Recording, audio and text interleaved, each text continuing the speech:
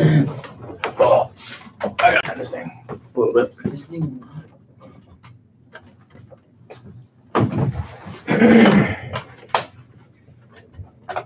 We do it live.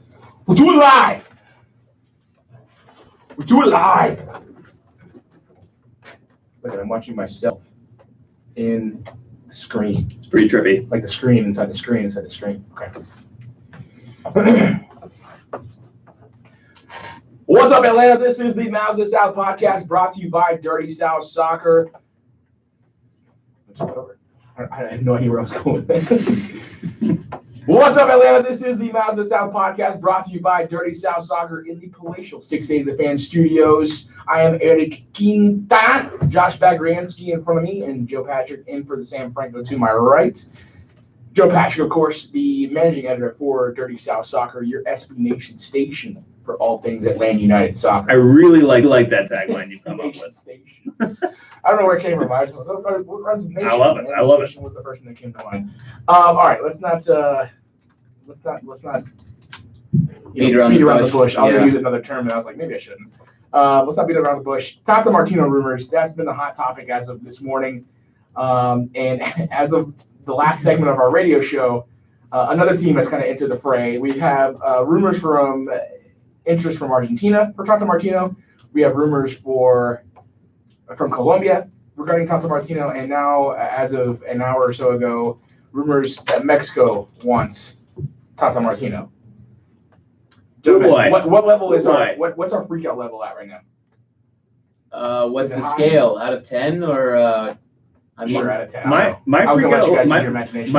freak out level is still relatively high. What's your It's not as high. It's not as high as it was like when I woke up this morning. What's your XF? My expected freak out. Yeah. I would say on a scale of 1 to 10, 10 being he definitely leaves, or let's say 10 being he stays and 1 being he leaves. I'm probably at a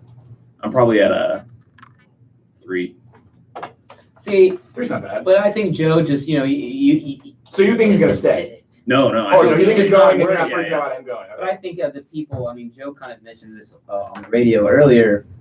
I think that if someone like Joe who's close to the club and talks to Tata, they always kind of knew that this was going to become an issue whether he stayed or not. This October 1st deadline regarding whether the 2-year option is agreed upon. I think there's always been some drama coming there, and Joe's expecting it.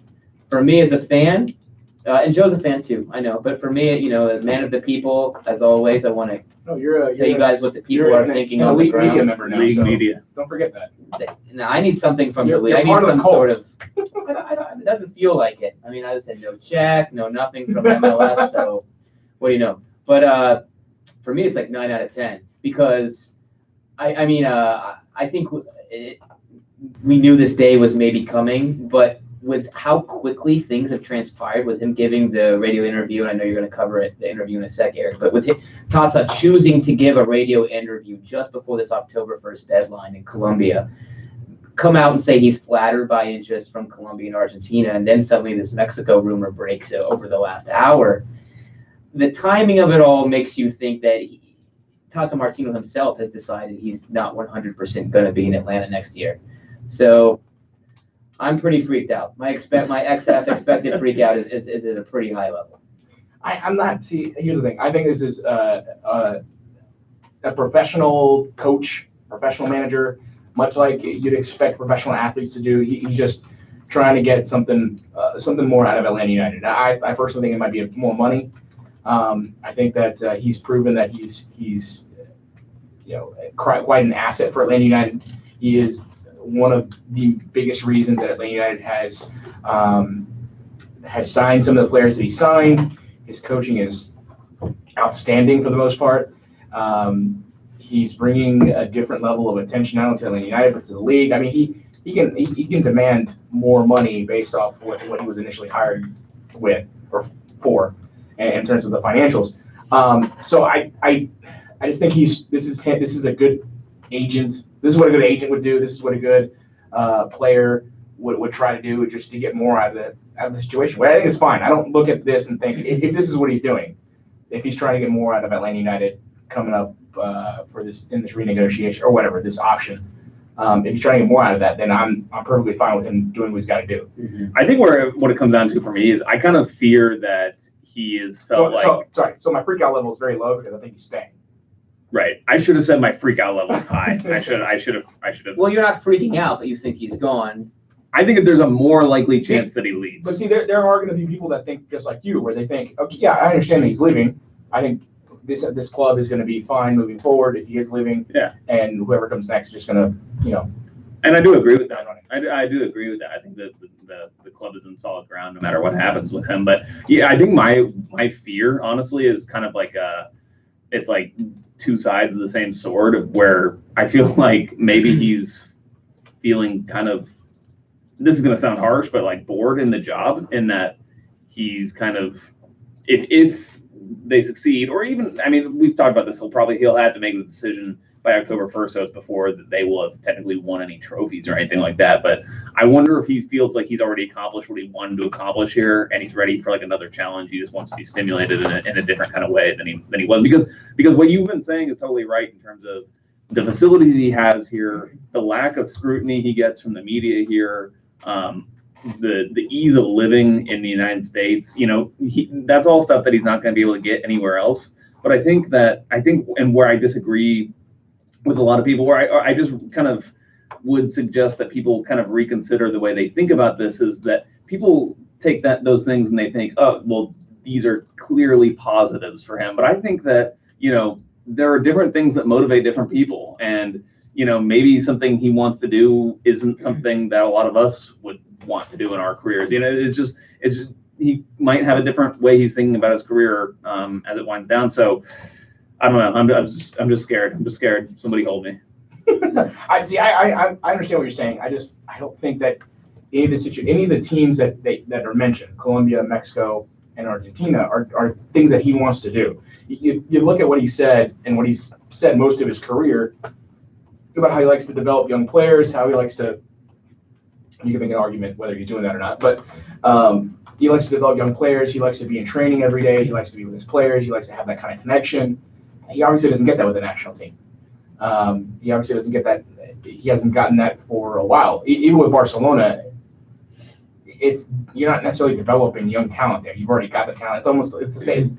It's almost a carbon copy of what went on with Argentina when it comes to how you coach the team. I think Atlanta is too cushy of a place. And again, maybe it's just, this is my opinion.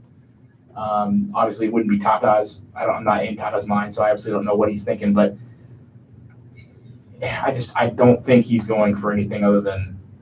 I don't think he's going anywhere.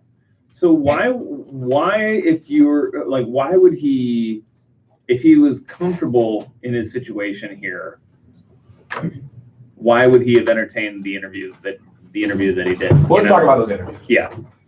He gets onto a Colombian radio station, and he said on the radio station then that he had no agent. Yeah. Yeah. So the way these things are typically done, which it blows my mind that Tata is doing these interviews, or is doing this interview without an agent, because typically they're the ones that set this up. Either if the agent's setting it up, or the team is setting up for the player, or the manager, or whatever. I know that a lot of the guys that go into a lot of the Atlanta United guys that go into the radio shows locally in Atlanta, they're kind of put there by the team. Mm-hmm. That's typically how this works. These interviews make it seem like someone just happened to, slide in his DMs, just happened to reach out and text him and say, "Hey, do you want to come on the radio show?" But he's definitely also acting as his own agent by getting this information out there. Because I think if you have an agent, what they would normally do when we see these types of things is you go, find someone in the media and float out to them. Argentina is a little, off the record, or not off the record, but anonymous source or whatever. Argentina is interested in my client, Tata Martino. They know that media member is going to go report that, and then Tata gets some leverage. But since he doesn't have an agent, he has to get that information out on his own, and that makes me think that that doing that interview was a calculated move on his part, and not just him deciding to go on air with his buddy and answer some questions. I mean, it was definitely an intentional move. Yeah, I mean, you don't happen to waltz your way onto a Colombian radio show unless there's a reason for it. So I fully understand what you're saying, which leads me to think that this is just posturing to get more money and we'll go into what else this could actually mean. But it leads me to think that he's just trying to get more out of the situation than that he. Because I mean, if he does nothing, he's going to end up with the same contract for the next 2 years. Yeah. Why wouldn't you, as much as you've accomplished already with Atlanta, why wouldn't you want to get more if you've earned it? And just so people know, with respect to the option, 2 years, it's a mutual option. So that doesn't mean we're under the you have an option for X amount of money and we can either exercise it or not. We can basically renegotiate it, another 2-year deal, which is so it's not. Because I was confused about this at first. I was saying, well, why is he posturing if there's just an option? The amount of money he's going to make is already set. But that's not the case with a mutual option where both sides agree. Exactly, yeah. I think we need to take a step back for a second and just kind of marvel in the amount of like swagger that Tata Martino has, and the fact that he doesn't have an agent, because he knows he doesn't need an agent. Like he's been in this business for so long. Yeah, he does his own deals. That episode of The Office, when you've been in the business as long as I have, you become headhunted. Right, exactly. And that's basically what's happening, right? Proper headhunter. I mean, he cut your head off with a ceremonial knife. And it's no coincidence that he gives this interview, and suddenly this interview about the Mexican Federation staying in the U.S. and after the game against the U.S. men's national team and traveling to Atlanta to talk to Tata Martino comes out. It's no coincidence that comes out after he gives the interview. Before we super dive into this, let's go over this chronologically. First, it was I want to say this morning that we Dirty South Soccer. Kind of found this report linking him back to Argentina. Then we found again the radio interview with Colombia. And again later tonight, about 8 o'clock tonight, we found another tweet linking him to Mexico. It's no coincidence this all comes out at once, not at all. The Mexico report was that that certain Mexico officials that were in Nashville stayed in town, drove down to Atlanta. I assume they drove. To Martino, to talk about the possibility to meet with him. To meet with him about apparently the Mexican national team opening. So in these interviews, or at least not necessarily in these interviews, because I think he's only one interview. Just one interview. Just a Colombia interview. Yep. So in that interview, he mentioned that he has not been approached or he's not been contacted by anyone with Argentina. He's not been contacted by anyone with Colombia. Well, I guess we can say that he's been contacted. I guess, no, not even that, because I'm sure he can, tomorrow when you guys go meet him at training, he might say the same thing. I haven't been contacted by anyone with Mexico. The thing, it's going to be interesting when he says that. You can't deny the interview, because I got the audio. I got the audio of that. You can't deny that. So in this interview, he talks about how, look, if you read the tweets that are translated, it's a poor representation of how things were said. He was asked the question about if he would coach the Colombian national team, if he would want to coach the Colombian national team. You're on a Colombian radio show. You're going to be polite. Tata Martino has been nothing but just an honest, polite, courteous person the entire time he's been with Atlanta. He's going to be polite in this response. He doesn't say, yes, I'd be interested. What he says is, yeah, and then he goes into his answer. And he's saying he means flatter. Yeah, it's not a definitive, yes, I'm interested. It's the same thing with the Argentina thing. He said no one's contacted. I feel like this whole conversation has been super overblown because we're taking direct translations, which I'm not saying they're bad translations, but you don't get the there's a different context when you read them in a tweet versus when you hear them. Yeah, you don't get the context you would get if you were hearing it live or hearing it on the radio. Even myself, I'm not a Spanish speaker. Even I can tell. I can tell the way he says, see, just like the way, like instead of yes, a lot of when you read the translations, it's like these definitive, declarative yeses and nos, and when you hear it, it's more like yeah, but you're whatever, it's kind of not as black and white. I love the idea of Tata Martino just kicked up on his couch in Roswell. That's what it sounded like. Just giving this casual interview, knowing that all hell is going to break loose after he gives it. So some of the things he said is it's been a good season with Atlanta United so far, fighting to be first in the league, trying to get in the Champions League. Very happy with Atlanta United. They treated me very well. I work with a lot of, and I'm putting this in quotes, tranquility. That was the thing that he said. He said it in Spanish. That's a direct translation of the word, but obviously there's not much that needs to be. There's not a lot lost in translation because we know what he's talking about. No one from the federation has contacted me. I have no agent. No one has called him because he obviously doesn't have an agent, which he kind of thought was hilarious. He mentioned the October 1st deadline. He doesn't really. Won't talk about anything until after a decision is made.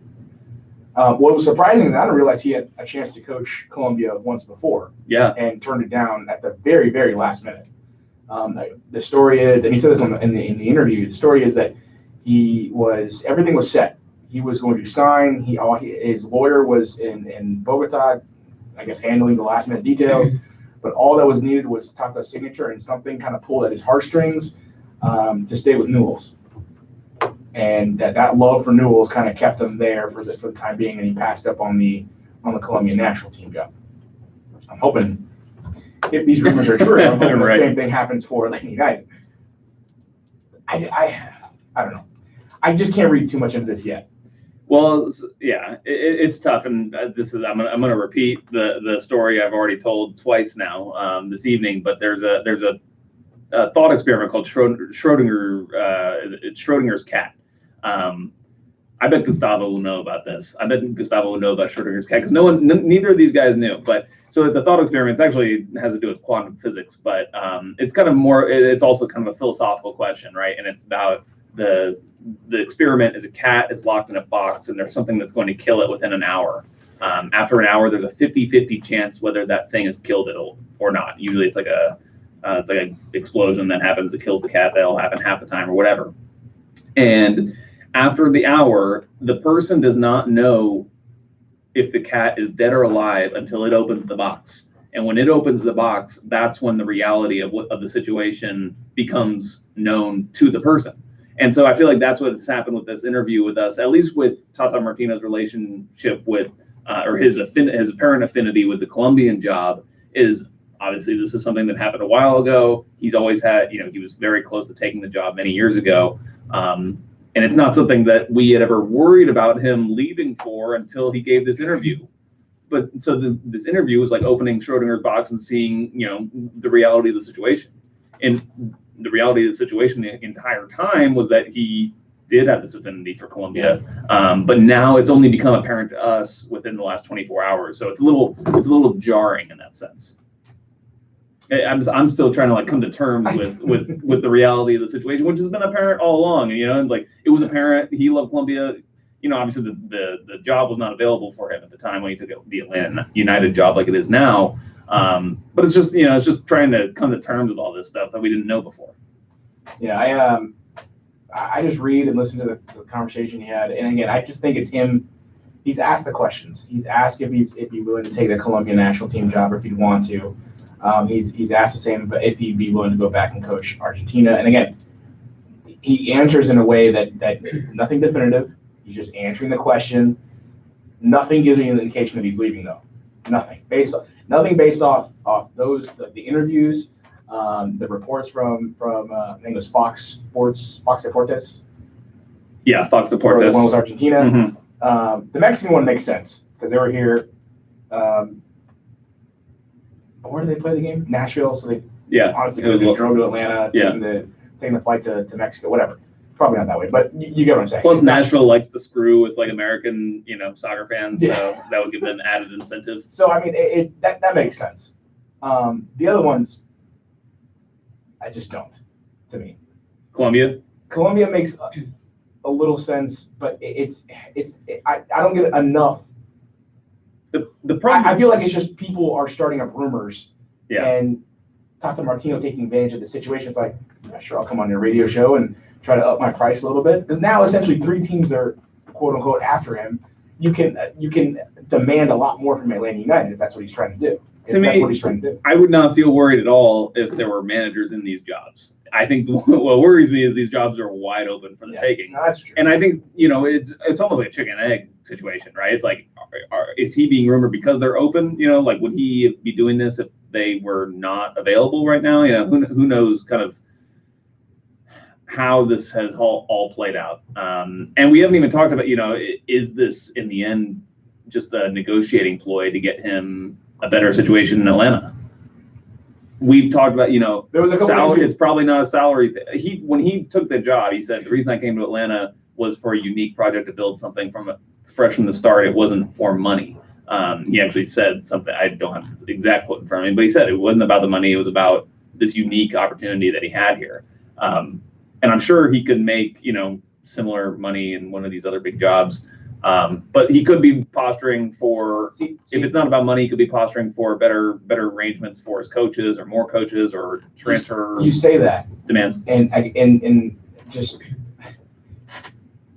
you take that into consideration, that I don't think this is for money because of what he said in the past about coming over here. It wasn't for the money. But yet, oh man, where was I going with this? I don't know.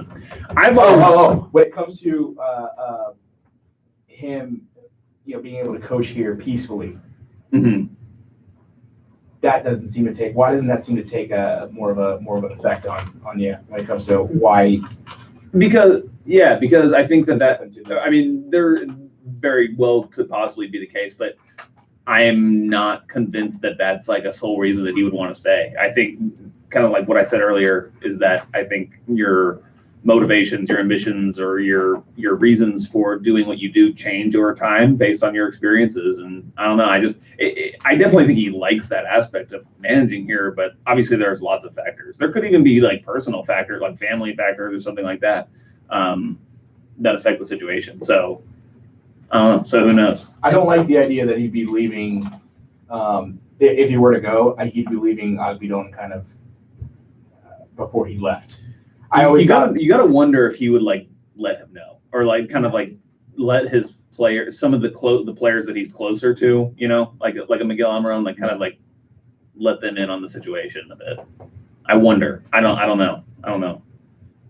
I hope it's just posturing.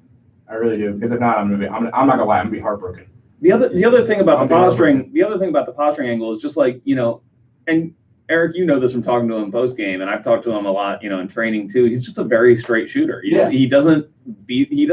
not like a calculating person. He tells you the truth, usually when you ask him a question. I mean, like he might tell you no if you ask him what the starting lineup's going to be. Like dugouts every time. Yeah. But he's going to tell you. If he doesn't want to tell you the answer, he'll just tell you, "I'm not telling you." So he's always very straight shooter, and I just find that's where the whole aspect of this being a negotiation ploy is kind of. I just don't kind of believe it in my gut. I just don't get the feeling. It can be both, though. I mean, I think it can be a little bit of both. I think part of it is letting Atlanta United know that he's in demand and that this mutual option, if they do agree to it, they're going to need to give him his demands, or he's going to leave. I don't think it's 100% done for leverage, but I do think he's letting Atlanta United know, you can lose me. You can 100% lose me if you don't give me what I want. And I think he's letting them know that he's serious about that. That he's very serious about leaving if whatever his demands aren't met. My question is, you kind of mentioned it not being about money, Eric, and Jorge Sampaoli, who was with Argentina, for example, made about $1.5 to $2 million a year when he was there. I'm imagining that figure wouldn't be significantly more I could be wrong about this, than what he's making at Atlanta United. So there's that aspect of it as well. But I also wonder if it's not about the money, if it's about something internally with the club. Does he want more control over the academy, or over Atlanta United too, or player identification? One thing we talked about on the radio show was he was very adamant that he was not the player that went and got Eric Remetti when he came in this season. He signed off on him. He's also the same guy that said, I didn't have any conversation with Barco. Exactly, until very late on. So maybe he wants more input into going and locating and identifying players in South America, whatever it might be. But whatever it is that he wants, he's letting Atlanta United know that if you don't give it to me, I can leave, no problem. And it's interesting that, Joe and I talked about this before we went on.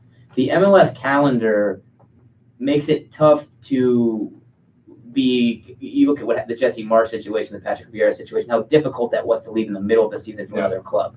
So the only realistic rumors that you're going to get are going to coach an international team if you're leaving in November or December. You can't leave for a European club or an Argentinian club in January. So it's also interesting that he's kind of created the rumor mill for international teams. He's not, that he wants them to know, yes, I can leave right away. These are the places I can go. Not necessarily a club, but to go manage an international side. So I think that's an interesting part of it too, that he's kind of purposefully direct the conversation towards places he could leave right away. And I think we're already seeing that, like with this Mexico report. That's how I took it. Is just like, ooh, we can, like, every entity will they'll, first of all, for journalism, quote unquote journalism, it's clicks for websites, so they'll want to put out reports that he's interested in so and so. And now there's at least some semblance of possible truthfulness to what they're reporting, or accuracy to what they're reporting. So it's going to be it's created a messy situation for sure, and that's why it's going to be a really interesting few weeks. It's a messy situation for Atlanta United. Let's be clear. Martino is just like sitting back and just watch what happens in front of him. Well, he's put Atlanta United in a tough position. It's we all are under the assumption that Atlanta United, with this, because based on how these last 2 years have gone or are going, we're all under the assumption that Atlanta United is like, yeah, sure, let's sign up for another 2 years of this. So essentially, it's in Atlanta United's court whether they want to renegotiate, re-up, whatever, with Tata Martino at whatever the asking price is or whatever the demand is. Because we also talked about how it might not necessarily be more money for him, but maybe he wants more money for his coaches. You talked about wanting more power within the club. I actually hadn't thought of that until we brought it up on the radio show, and I thought that was actually incredibly interesting, because what if it isn't him that isn't allowing Carlton to see more time on the field? What if it isn't him that isn't allowing some of these young guys to play more minutes, more meaningful minutes with the first team? Maybe he wants to pull those triggers and Atlanta United's not letting him. Maybe the front office. It's just pure speculation. I have no idea if that's happening or not. But you do wonder what those conversations are like, especially since he's come out and the players come out and said that they haven't talked to Tata in the recruiting process. Mm-hmm. Yeah, and that's the only time we've really heard those conversations happening is a very short one from Almiron and Tata Martino, and the whole "I want you to do this with me. Quiero contar contigo." That was sexy. Yeah. I love when Eric speaks Spanish. Some men just want to watch the world burn, and that's the way I see Tata Martino. He's just loving this. Some of the comments on the chat. If Tata, this is from Gustavo Rodriguez. If Tata leaves, it won't be a money problem. Any country you're talking, because the U.S. dollar is always the selected currency. For me, it's clear he's been contacted indirectly. He knows too many people. He must have some serious confidants that aren't agents if he's being talked to indirectly.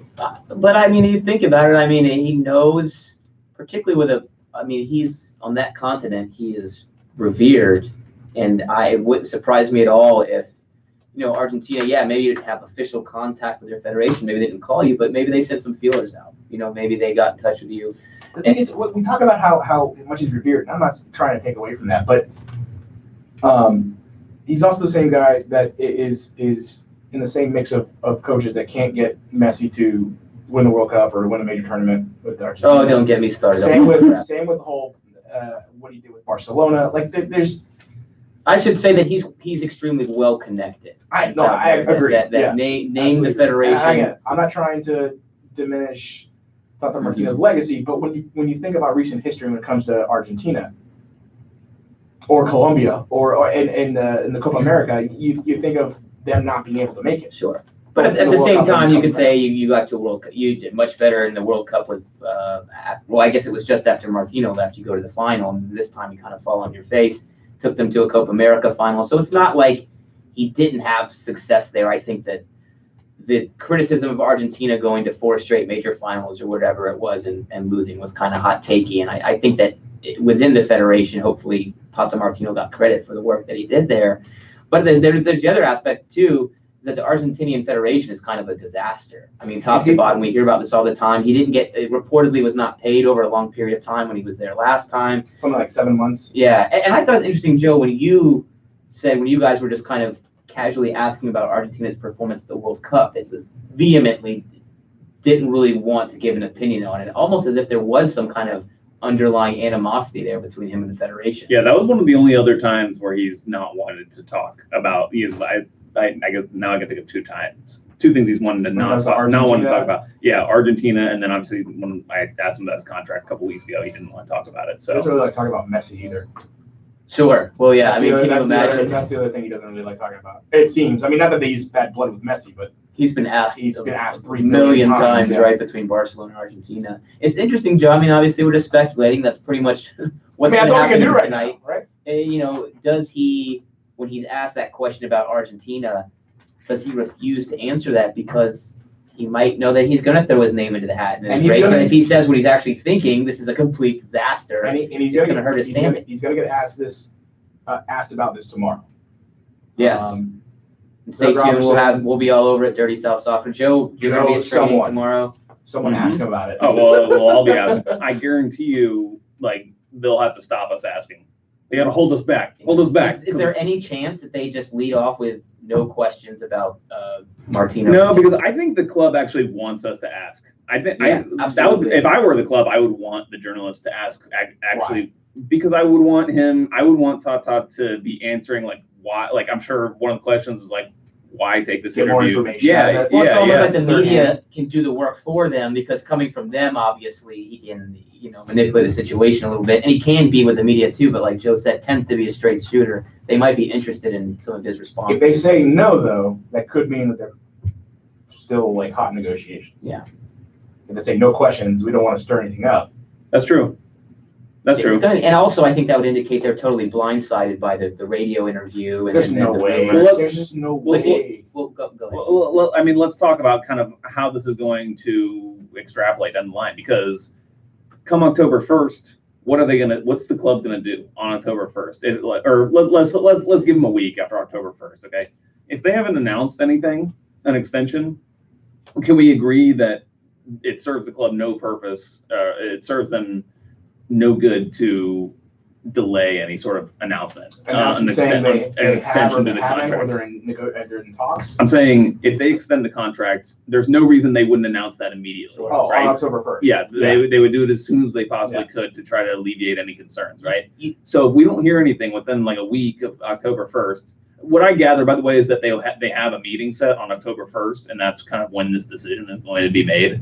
That's when they're going to talk through and make a decision. If we go a week after that and don't hear anything, that means negotiations are out of the realm of speculation right now. Then, well, I mean, I'm sure they're negotiating and talking every day, but they'll have a formal, sit down, there might even be oh, but this is the day they'll sit down and be like, all right, yeah, what's the deadline? Okay. Yeah, this is when it's not when the decision starts. Right, exactly. Yeah. But if we go a week from then and we haven't heard anything, then it seems to me it'll be kind of obvious, and they'll only be getting more and more questions about it if there hasn't, because now people will have known that this meeting happened, and we haven't heard what the result of it was. The thing about it is that Tata Martino is in complete control of the situation by giving the radio interview, reiterating the October 1st deadline, basically putting the ball in Atlanta United's court. And also, I mean, if you don't come to a great agreement on that October 1st meeting, if you're Atlanta United, you'd probably come back and try to sweeten the deal and keep negotiating. And Tata Martino knows that, and I can really see him stringing the club along a bit. And hopefully this doesn't continue throughout the month of October, because Atlanta United know that, first of all, it'll look bad from a PR standpoint to say that you're moving on after the season, but also because it can create a distraction in the locker room. So it's going to be interesting to see how Tata handles it on his side. And the way he handles it is going to really determine how it affects the club as a whole. The Colombia interview just is so weird, isn't it? I think a lot of it is so weird. I think a lot of it is what you were saying, how he was just being respectful of. I think so too. But think about again. Most of this stuff is typically set up by the team that you work for, or you coach, or you manage, or whatever you work for. Same with players, and this is something that Tata just up and did essentially on his own without an agent, and just happened to come right after the Argentina rumor broke. So he knows he's going to be asked that question. He goes on a Colombian station, so he probably figures they're going to ask him, hey, we've got a managerial vacancy here too. What about the Colombian job? So no question. I think we all agree. He gave that radio interview on his own. There's nobody in Atlanta United going and getting that interview. Yeah, why? As part of Atlanta United, why would you want that to happen?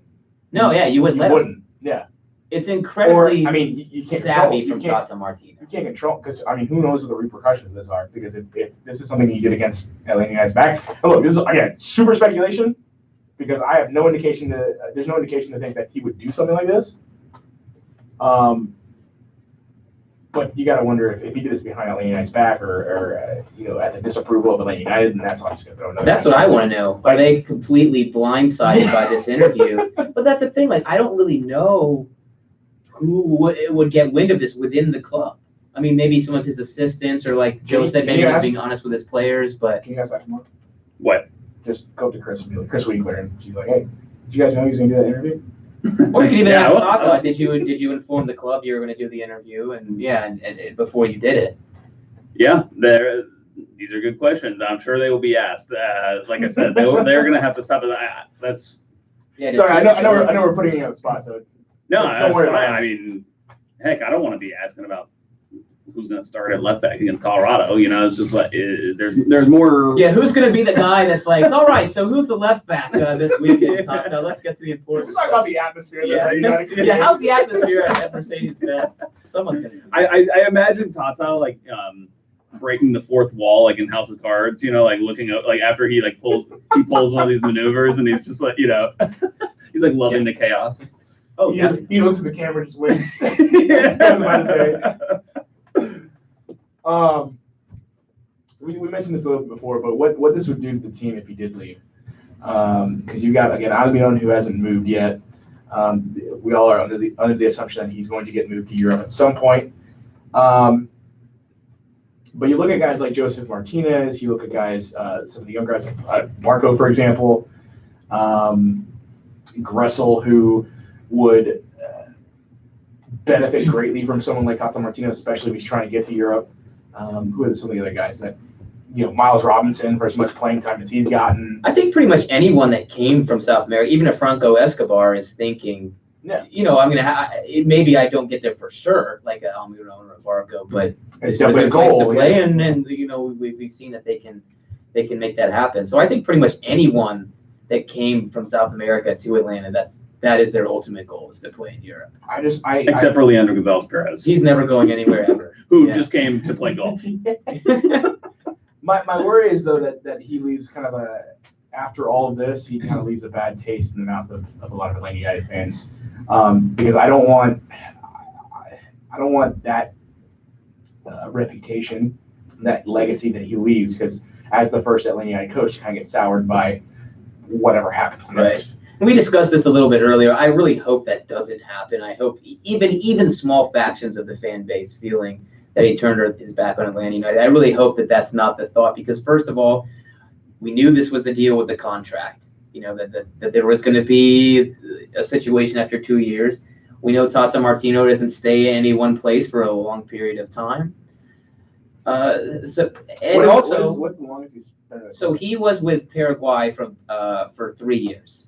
That's the longest that he's been with anyone. That he's been with anybody, and he's never been with the club side for more than 2 seasons. You don't think he'd want that stability? Well, it doesn't seem like it. That's the thing. I mean, I guess. Yeah, I don't think he prefers it. To your point, Eric, though, it could be, for being super optimistic, that he just wanted to get out of that kind of life of being under pressure, being under the microscope all the time, and make a home in Atlanta. But certainly, giving these interviews doesn't indicate. One interview. Let's just be clear. One interview. Giving one interview doesn't indicate that that's the case at all. And I also think, with respect to fans, you know, having a bad taste in their mouth with him leaving, this is something we discussed on the radio show a bit. I think even without Tata Martino, what he's built, not just by himself, but what he's built here has left enough of an imprint where Atlanta United is still an attractive destination and can keep up the product that they have right now. So I think that even if he leaves after the season, he's done enough for Atlanta United where he should be revered here for forever. Should, but you know, something. Yeah, but you know how people are. Yeah. And I do think that there is a level of overreaction to this, and that, yes, if he does leave, it would be pretty crushing on an emotional level. But as far as the club goes, the club is in a very stable position with the facilities.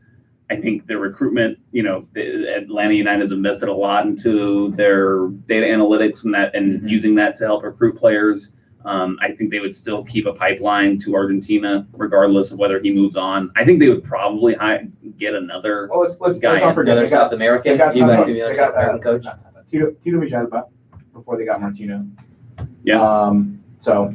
Yeah. So I talk mean, about Argentina pipeline. Yeah, I mean, Carlos Bocanegra said from basically day one, he's kind of defined an archetype of player that he wants to bring in terms of certain qualities, and that, you know, guys that can play in the heat, withstand the heat, are good, you know, don't get injured often. I feel like you'll find a lot of those types of players from those South American leagues, especially in Argentina. So I'm not like worried about the clubs. The after effects. Yeah, I'm not super worried about that, but it's more of just an emotional thing. It'll be hard to watch all these guys leave. You know, Tata Martino whenever he leaves, Miguel Almiron whenever he leaves, Joseph whenever he leaves. Like, you know, because that's the only thing we know right now as Atlanta United fans. So it'll be just an emotional blow to see those guys go. Yeah, Gustavo says in the chat, and if you want to go in the chat, feel free to shoot us a comment. To be honest, if Argentina, Colombia, Mexico, even USA are interested in Tata, it's because his contract expires, Atlanta United will let him go. There's no termination clause, and this job improved his reputation. That's true too. I mean, it's not wrong. When Tata Martino did come to Atlanta United, he's clearly more sought after now than he was then. You know, he was pretty fresh off the Argentina job. Colombia obviously had Peckerman in place. So yeah, I mean, what Gustavo is saying is interesting because yes, we say that he came to Atlanta to instill a culture in Atlanta and within the league, and to also get out of the everyday pressures of being a manager in other countries, but also maybe he just used it as a place, you know, to build something, enhance his reputation, and go. Because he was not super in demand, although he was still a big name, but he wasn't super in demand as a manager worldwide when he came to Atlanta. I just look at the evidence, and this is why I just look at this and I kind of laugh until I see something a little more concrete. Sure. Because again, you look at what he said about he likes to coach and develop young players, and be at practice and interact with his players on a daily basis. That's one thing he can do here. He can't do anywhere. Well, with these national teams, the pressures in these other countries are going to be enormous compared to what LA United. Oh yeah. That's another thing he talks about constantly when the Argentina national team, when the national team for Argentina comes up. Same thing with Barcelona. Everything is just easier here, and on top of that, he can live his life without having to worry about the craziness. Yeah. Those to me are enough for me to say, plus the money that he's making here. And the fact that the job he started isn't done yet by any stretch of the imagination. That all to me makes me think that he's going to stick around until at least these first batch of players are gone. Almiron, I hope you're right. Barco. Now here's the thing: the wrench that gets thrown into it is if this is one of the things we talked about I think earlier is if he wants more say in player acquisition. It could be a number of things. There's more influence in the club. If he didn't want Barco, then he has no mutual kind of, I don't want to say mutual respect, but no qualms with leaving Barco kind of to Atlanta United's development of him. But Almiron, it's been well documented that they're tied together, and they both want to see Almiron succeed and go on to the next level. And interestingly, we've heard Almiron come out this season and say, my goal is to be in Europe by 2019. I'm paraphrasing, but basically he specifically said 2019. Yeah, basically after the season. After the transfer window ended. So, maybe he knows something as well, that if Tata's going to go, I'm going to make sure that I'm out of here in 2019 as well. I'm not saying that's the case. Obviously, we're just speculating wildly. That's the only thing we can really do. I don't get a sense that he wants to jump back into that lifestyle. I hope you're right, man. There's nothing about.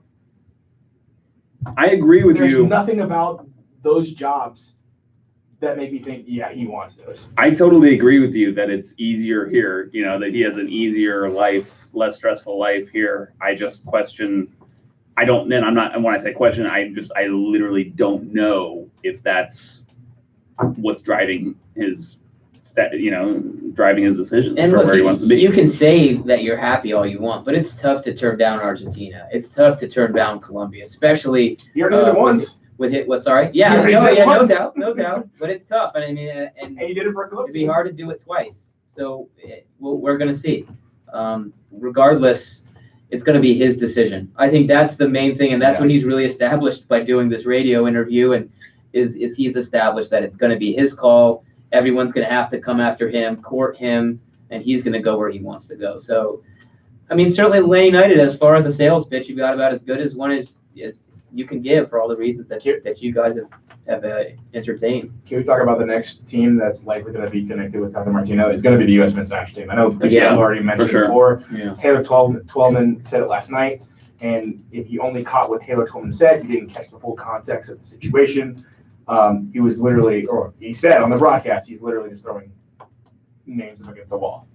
So I don't think there was any serious behind Taylor Twellman talking about how Tata Martino was a candidate or someone that they're looking at or anything like that. It's just the real question is whether Tata Martino speaks enough English to satisfy Ernie Stewart, because that apparently right. we can't have a Ernie Stewart hopefully would suddenly change his mind. Unbelievable.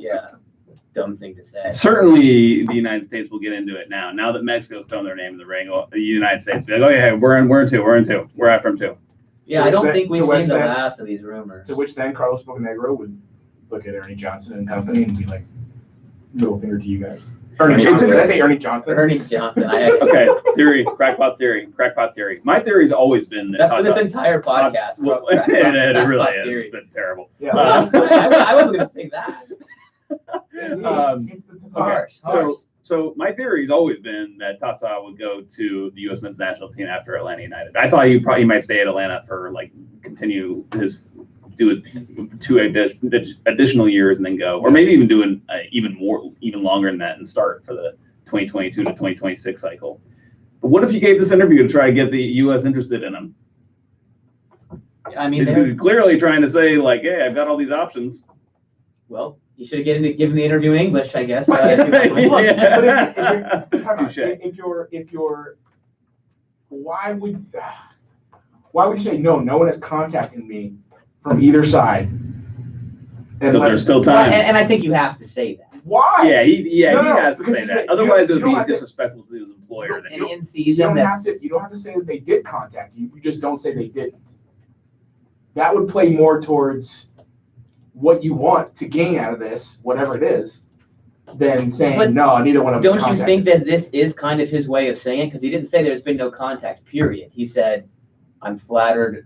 No, he said there's no contact. Right, but he didn't say there's no contact, no comment. End of response. He went on to say, oh, but I really, the Colombian, it's a great program they've got. But don't you think? All I'm saying here is, don't you think that if there was genuinely no contact and no interest on his part, that he, well, first of all, would have given the interview, but also would have just said that, no comment. There was no, similar to what he basically has said in the past. This is how he knows everything. Whenever we ask him about player rumors, he says the same thing. We don't talk about players on a contract. He's a great player. I mean, I can't remember how many times you asked about Andres Guardado and how many times he said, yeah, he's currently got a contract with. But this would be a lot more like, say, the club is out, say Newcastle's after Miguel Almiron, and he said there's been no contact. However, Newcastle is a great club. If he had said that, then you read between the lines a little bit more. But it's a radio interview. You got to expand on your answer. That's what I'm saying. The context of the situation in which he answers these questions plays a lot into how you're supposed to read into this. No, I get that, but why did he give the interview? Why did he give the? That I don't know. There's something here. It's super strange because why wouldn't you just said, I'm not going to comment whether or not they have or haven't contacted me. Even if they haven't, that goes a longer way to get what you want from whoever you want it from. I think if you say no comment, you're kind of admitting that they did. It's not no comment though. I'm not saying yes or no. Yeah, I know. But, I know. I don't even believe him, first of all, that he hasn't been in touch at all that he hasn't been texting with Chiqui Tapia. I don't believe that. I think he knows. Look, from his days from when he almost signed Colombia, he probably knows someone still with the federation. He probably has friends in all these close to all of these countries. With he's obviously has friends with Argentina. Mexico, I have no idea what that's about, but I'm wondering if it's not more him contacting them. Then he can say they haven't contacted me. No, I contacted them, which he doesn't have to say or doesn't admit. No, that's not a bad theory either. At least then, even if he's not a real candidate, at least he stirs up. They're doing him a solid, and he stirs up the conversation and creates more demand for him. One of these 100 theories we've mentioned are true. And we'll probably get some more clarity as that October 1 date. Do we need to hit any of the quotes from the radio interview? Because we want to. I mean, we went over them pretty, we got them right up. I think one of the overall things from the interview that kind of disturbed me was the way he talked about his contract, the way it was like this thing that's in the way before I can like elaborate on what's going on or talk more. He's like, I cannot talk about this because I'm under contract. I felt like he just from reading the translated tweets, trying to find a second. It just felt like he wanted to say more about certain things, and he just felt like it wasn't appropriate since he is under contract. And to me, it just says like, he is looking forward to a time when he's not under contract, so he could be more open about some of these things. It's not really perfectly translated, but he says something to the effect of, I have a date of October 1st too, and I think what he says is resolve. I think the word he uses is resolver, which would be resolved, the future of the team and mine as well, which I guess it would go to your point. But again, when you listen to it, if you understand the language, obviously, when you listen to it, I think it's just he's answering the question. It's not about, again, I don't know why you go on this radio station to begin with, but I think he's just answering the question. He's just being polite, and he's doing the same thing he's done with any other question when it comes to player acquisition. For Atlanta United, we don't talk about players in the contract, whatever. It's the same sort of boilerplate that he's going to give everyone from here on out regarding. What'll be interesting is the Mexico thing. If you ask him more about the Mexico talks, because there you've got someone saying it was a physical conversation. You can't deny that. They drove down and talked to him. Yeah. You're either calling the Mexican Federation a liar, or a bunch of liars, or you're not TIC Sports at least, or you're not being truthful yourself. And it's interesting because we talk about Tata Martino, maybe not someone that's going to be followed around in the U.S. However, Mexican Federation officials would be. Someone would be on top of that. Them traveling down from Nashville to Atlanta after the game against the U.S. men's national team. So there might be something to that as well. Eric, I wanted to ask you something. So maybe you do or don't remember this, but I was just going through old quotes talks I gave when he reportedly was turned down the U.S. men's national team. Reportedly there was interest, and he kind of poo-pooed it. But he gave this quote actually, and we got on Dirty South Soccer, and you actually translated it. I sent you the link on our Slack chat if you want to check it out. And basically you translated what he said about the question as saying, I have a contract with Atlanta that goes through next year and possibly through 2 years after that with mutual option. So he started to say probably, according to your translation, probably through 2 years after that with the mutual option, but instead he changed that word to possibly. So I don't remember exactly. I have to go back and listen to it. I don't remember. I'm not saying it didn't happen. I just have to go back and specifically listen to it. It's interesting because your translation, it looks like he starts to say probably, and then probably through 2 years after that with a mutual option. It might be one of those things where possibly. He doesn't want to. I only translate that because of what it could mean. Okay, gotcha. Because if he says probably, then he's giving Atlanta has the upper hand. We know you want to be here. We know you think you're already going to be here. If he says possibly, that still creates. So in that sense, he's known what he's doing with respect to how he's going to handle this mutual option. It's the next line to me that is going to stick with me forever. I'm not only committed to Atlanta United, but also committed to the players who I convinced this was going to be a good and interesting project. That includes Almiron.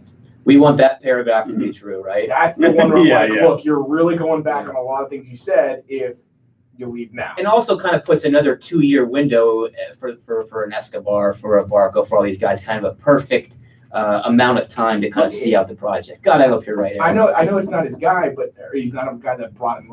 Tata didn't necessarily bring Bijan over, but that's another guy that is looking to make a transition to Europe, and that's a guy that's benefiting off of Tata Martino right now. Tito didn't play at all with Tijuana. No, hardly at all. And he had injury issues, and he's all I don't want to say it like this, but I think for the most part he's playing at the level he's playing at because of Tata Martino and what he's able to do with Tito. Looking from this year to last year. Look what happened with Yamil Assad last year. Yeah. I mean, there's lots of guys that have come here and played their best of their career under Tata Martino. I just don't think. I think that we're gonna see. Like I really don't want it to be true. If it is, I think I'm gonna be devastated if he leaves. I know you will because you've been telling yourself that it's not gonna happen. It's not gonna happen, guys. It's not gonna happen. That's why you got to be like me and tell yourself it is gonna happen. That way you just the only silver lining is Eric crying live on MOTS podcast. See, the fan in me. Here's why I'll be devastated. Obviously, because of the fan in me. The fan in me loves what he's done, loves what he's brought, loves the players he brings in, loves the culture he's kind of helped create, loves the way he coaches, loves everything about him. Press conferences, how he interacts with reporters after the match, win or lose. Not once have I seen him be a D-bag to any reporter, other than one time when the reporter asked about twice, 2 weeks, why Joseph was the only one scoring goals, or if he was worried about that, which got quite annoying. Even have you heard of? Do you know anything about Juventus? Remember that question? But he handled that very well. He knew that she clearly had no idea what she was talking about, and he handled it very well. He gave a little polite, but laugh. Still kind of made a little. His response was un poco. Right? Yeah, un poco. I know it. So he still made a little sarcastic joke for all you guys who knew it was a dumb question, and kind of gave the actual response that the reporter needed. Again, the fan of me would be disappointed because of all those things. Yeah. The journalistic guy in me, the guy that did 4 years of journalism at Georgia State and worked in radio for as long as he has and worked for different newspapers and stuff like that. That guy looks at the things he said and thinks, "There's no way he's leaving." Well, I don't care what I'm true test of Eric's journalistic integrity here. I don't care what else is going on. I look at the evidence of from what he said, from how he acts, and what the players say. I take all that into consideration and think there's no way he's leaving. Sounds good to me. There's just no way he's leaving. We'll see. Quickly before we wrap up. Yeah, there are games coming up this weekend. That's games coming up. Who cares? Yeah, who cares? Atlanta United, it's second in the Eastern Conference behind Red Bulls. 54 points for Atlanta United, 55 for the Red Bulls. Game in hand for Atlanta United. DC United wins 2-1 tonight against Minnesota, correct? Yeah, they went down 1-0 early in the second. 2 quick goals. They are back within striking distance for that final playoff spot. I don't know why I'm bringing them up. That was just a game that happened today, so that's why. Atlanta United facing Colorado Rapids in Colorado, 3:30 on Saturday. Then they go to San Jose, face them 11 o'clock on Wednesday. We're going to have your MLS midweek pregame show on the radio side, and the podcast will likely be a live pregame show as well, just because it's going to be. It's a 10:30 kickoff for San Jose, right? 11? So we go on at 9, do an hour, 90 minutes, do a little pregame. Okay, cool. And then go somewhere and find some beers, and should be fun. And it's critical. I mean, we mentioned this. Crack open a cold one. You got it. With the boys. Crack open a cold one with the boys. Inside jokes on the podcast. Trademarks. Yep. All our dirty South soccer brothers are cringing. Have we said Tatacalypse? No. Tatacalypse, right? Tatacalypse. So get that out there, everyone. Hashtag it up. Tatacalypse is October 1st. That's what we're referring to. Yeah, Tatacalypse is near. That's Tatacalypse. And you mentioned these matches against Colorado and San Jose, Eric. Remember that those 2 matches in 5 days. The one on Wednesday. They got 3 in 10 days. Yeah, 3 if you include the RSL match coming up after that. But that San Jose match represents your match in hand with the Red Bulls. So you're a point down on the Red Bulls. If you win that match in hand, you'd be 2 points up. So absolutely critical that Atlanta United get 6 points from both these matches and get back in control of their destiny, as everyone loves to say for the Supporter Shield race. And right now, that statement actually matters with the season winding down. Atlanta United, last time they played Colorado Rapids, was in Atlanta and 1-0, and it was Atlanta versus the Megabus. Oh, they parked it. I mean, that was Pablo Mastroeni's special. And I don't think they've changed a ton in terms of style. They lead the league in yellow cards, but just not a good team. And hopefully, you hope Atlanta United go there and just take care of business, because that's a team that's all but eliminated from the playoffs. San Jose officially already eliminated. So certainly those two opponents, not only those important matches with respect to Supporter Shield, but you really do expect to get 6 points from those two. You really do. I think you have to. We'll see how that works out. I'm trying to think. Do we show? Yeah, we went over that. I'm burnt out. Someone say something. Well, this is a good way to end it. Jeez. I feel like every episode we have that moment where it's like, all right, well, there it is. I'm just waiting for Tatacalypse. The only silver lining is Eric will be devastated, cry live on the podcast, and will have no journalistic integrity because he staked his entire reputation that Tata Martino will stay in Atlanta. Eric Quintana, he staked his entire reputation. I didn't say I'd give everyone. I'd bet everyone $1 if he leaves. I really. Who is everyone? All the Dirty South guys. What's that like? 20 people? 16 people, something like that? A lot of people are going to come out of the woodwork that have been giving incident contact trying to get that dollar from you. Felipe Cardinals going to come back and be like, hey, I've written for Dirty South Soccer. You owe me. Although his last piece was in defense of Tyrone Mears, so right, do we really want him back? That was his last piece for Dirty South. Step up your game, man. All right, so we'll see how that goes down. Again, that is Saturday, 3:30 on Univision. Ugh.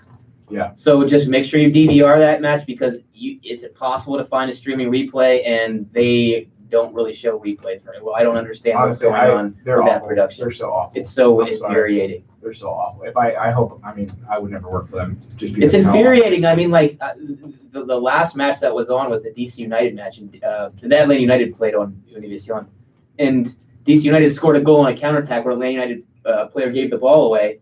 And to this day, none of us know who it is, because it happened so quickly and no one could remember. And they never showed a replay on the broadcast going back far enough to show who had given the ball away, resulting in the counterattack. So make sure at the very least you get that on your DVR if you're expecting to watch anything back. Let's do it. All right. One final thing. We have a prize to give out. So talk amongst yourselves. Okay, cool. Because can I say one thing? Can people relax with this Matt Miazga stuff? Coming from the U.S. Mexico, for those that don't know, he got into a little tiff with one of their, I can't remember the kid's name, a really talented player, 18-year-old, probably about 8 inches shorter than, I don't know, half a foot shorter than Matt Miazga. I'm a short guy, so everybody seems, a foot taller than me, but basically he indicated he was too short to come up and hassle him, and this has turned into some sort of. It looked ridiculous. Yeah, I know, I agree. And this has turned into some sort of bizarre what's cultural. Like, I don't know what. Oh, you haven't heard that? Yeah. I watched all up until about the 75th minute, and then I turned it off because I have a job and I have to wake up early. I mean, I've seen people just straight up say this is an embodiment of how Americans disrespectful of culture and I didn't see the short people. Yeah, I didn't see the picture. I didn't feel disrespected. I'm sure. I'm like, this happens every day. Yeah, every middle school you've ever been to, you've ever heard of, the ones you don't hear of across the world. I mean, Twitter. Twitter doesn't often shock me, but this. What's the argument? You're hating on short people. Well, I've heard everything from it's xenophobic because Mexicans men on average shorter than American men. I've heard that it represents how the American soccer system prioritizes size and stuff. It's absolutely unbelievable. Get over it. It was just a 5-second moment. Get over it. It totally worked too. It's exactly what we've been asking for our players to do for so long, in terms of like having more of those mind games, and it worked. It did. I did think about that. How size doesn't really matter in soccer, but at the same time, in that moment when you're trying to insult another He just opponent, talking smack, and they don't. sure, that's exactly what you do. Yeah. Listen to me, small fry. And there's a language barrier there, Yeah, probably, so that's- you're going to do something visual. I mean, That's a universal language right there. And by the way, the player afterwards was like, "Yeah, I wasn't offended. Like, Yeah, like, yeah, he's like, yeah, I'm this is- small. He's like, I'm Who short. I cares? have Yeah. different Sure. skills do you than think him." that's It's like, the first time someone has got on that? I don't remember his name. He was really impressive. yeah, he had talent. amazing. He had the amazing He was dribbles. good. He was 18, right? Yeah, That kid was good. he about ended Will Trapp. I mean, Yeah, but he's a couple of absolutely times. burned He's him. A couple of times. He's 5'5", and Matt Miazga's 6'4", so it's just Oh, so it is a ridiculous. Yeah. Oh man. Anyway, calm down, everybody. Just calm down. We've got Tatacalypse coming up. Tatacalypse. We don't need to distract ourselves with Matt Miazga game. The other one in contention was Martina Geddon.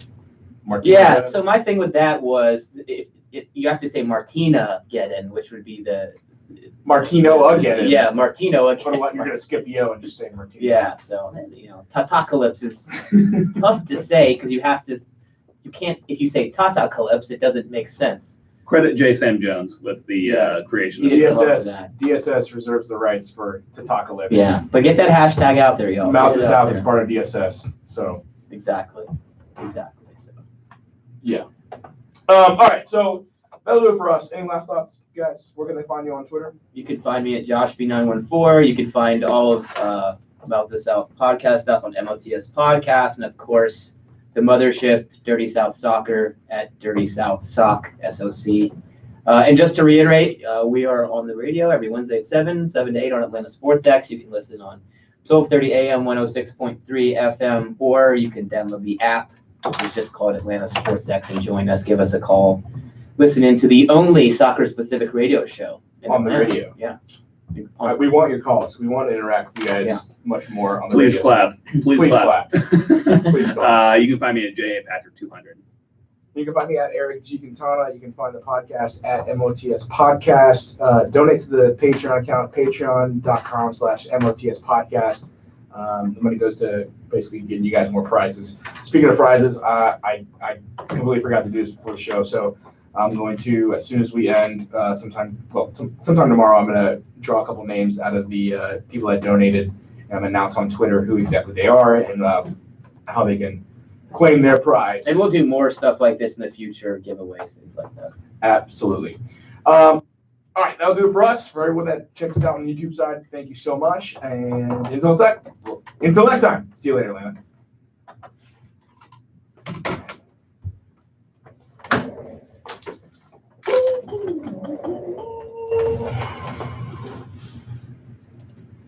Damn lights.